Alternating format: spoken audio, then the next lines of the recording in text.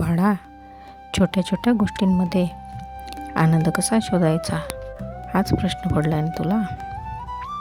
हा प्रश्न विचारणं म्हणजेच तुझ्या मनात अजूनही निर्मळपणा जिवंत आहे याचं चिन्ह आहे. कारण ज्याला खऱ्या आनंदाची ओढ असते तो मोठ्या मोठ्या गोष्टींच्या मागे धावत नाही.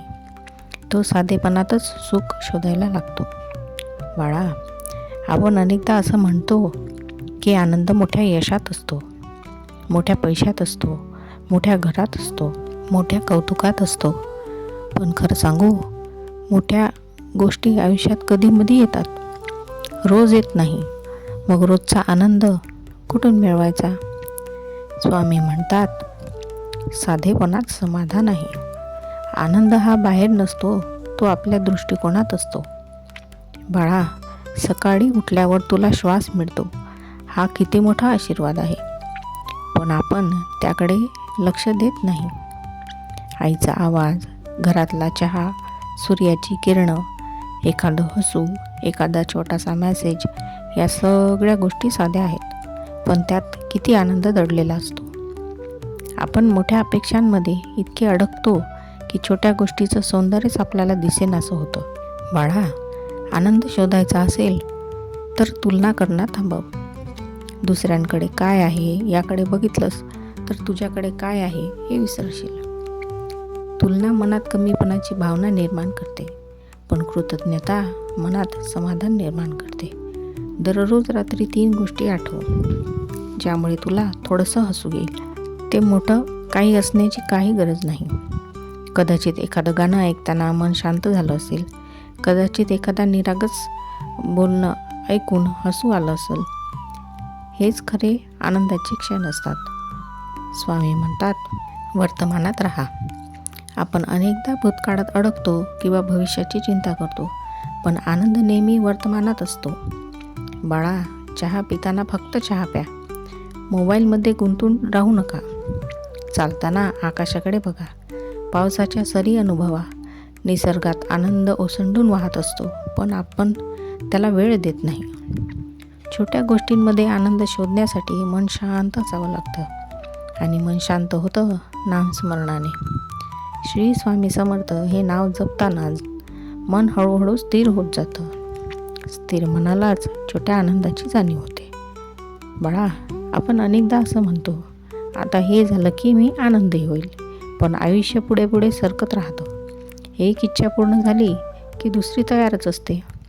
म्हणून आनंद पुढे ढकलू नको. आज जे आहे त्यात आनंद मानायला शोध.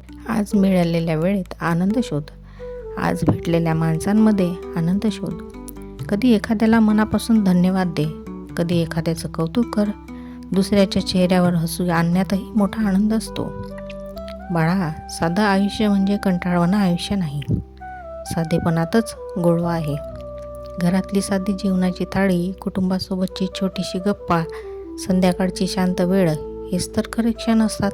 छोट्या गोष्टींचं महत्त्व कधी कळतं? जेव्हा त्या नसतात तेव्हा. म्हणून त्या असताना त्यांची कदर करायला शिका. कृतज्ञतेचा सराव करा. स्वामी म्हणतात, समाधानात सुख आहे. समाधान म्हणजे सगळं मिळालंय असं नाही. समाधान म्हणजे जे आहे ते पुरेसं आहे असं मानणं. बाळा, मनात राग, द्वेष, तक्रारी भरल्या तर छोट्या आनंदाची जाणीवच होत नाही. म्हणून मन स्वच्छ ठेवा, माफ करा, विसरा आणि हलकं व्हा. छोट्या गोष्टींमध्ये आनंद शोधणं म्हणजे आयुष्यावर प्रेम करणं. मोठ्या यशाची वाट बघत बसू नका. आजच्या दिवसाला घट्ट मिठी मारा. कधी स्वतःसाठी आवडतं एखादं गाणं ऐका, कधी स्वतःसाठी थोडासा वेळ काढा, कधी आरशात बघून. बाळा, आनंद हा परिस्थितीवर अवलंबून नसतो, तो मनाच्या निवडीवर अवलंबून असतो. तू ठरवलंस की मला छोट्या गोष्टींमध्ये आनंद घ्यायचा आहे, तर तुला तो दिसायला लागेल. पावसाचा सुगंध, थंडगार वारा, देवाच्या समोर लावलेला दिवा, नामस्मरणाचा क्षण, यात किती शांत आनंद आहे. जग मोठ्या यशाच्या मागे धावत असतो. तू मात्र छोट्या क्षणांना जपायला शिक. कारण शेवटी आठवणी मोठ्या घटनांच्या नसतात, त्या छोट्या छोट्या साध्या प्रेमळ क्षणांचे असतात. बाळा, आजपासून एक छोटा नियम कर. दररोज काही क्षण जाणीवपूर्वक आनंद अनुभवायला शिक. तुझं मन हळूहळू सकारात्मक होईल. जीवन हलकं वाटेल, कारण आनंद हा शोधायचा नसतो, तो ओळखायचा असतो. स्वामी समर्थांच्या चरणी नेहमी विश्वास ठेव.